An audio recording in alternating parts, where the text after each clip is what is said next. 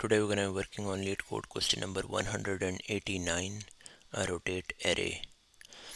Given an array, rotate the array to the right by k steps, where k is non-negative. So if we have been given this array or a list 1, 2, 3, 4, 5, 6, 7, and we ask to rotate by 3 times to the right. These are the 3 different positions gonna be, and we're gonna be returning this thing.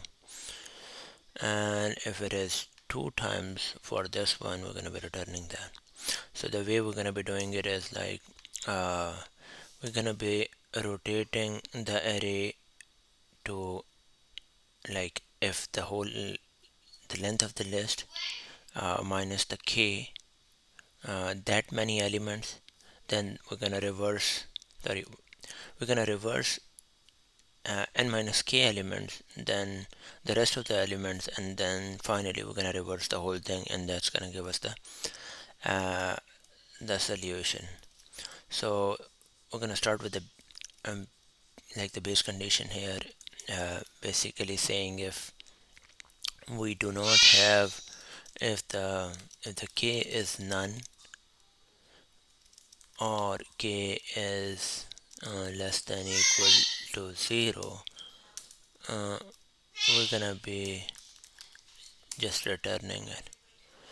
And then we're gonna say that our k is, we cannot, if let's say if it is more than the length of the nums, then there is no point in doing it more than the modulus of, like, modulus of k modulus length of nums. So this is the maximum we should go for. At least it's gonna go up to maximum of the length of the array. Doing it more than that is not needed. Then we're gonna say that our length of our end is gonna be equal to length of nums minus 1. Then we're gonna look for this n minus k. So we're gonna say that self dot reverse the nums, and we're gonna reverse from 0 to n minus k.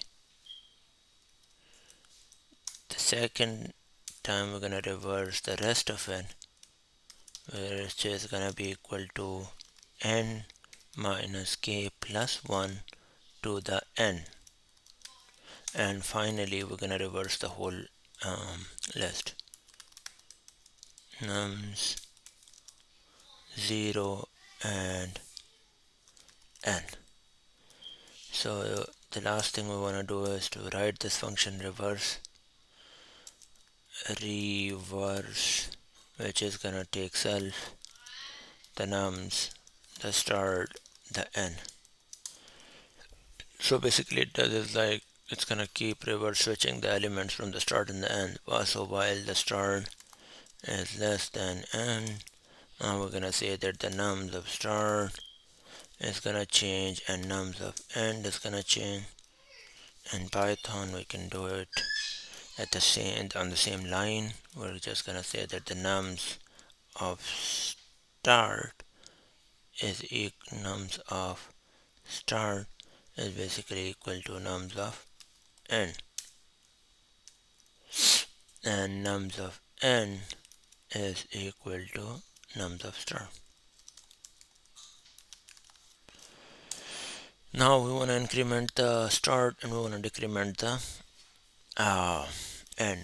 So for that we can say start is equal to start plus 1, n is equal to n minus 1.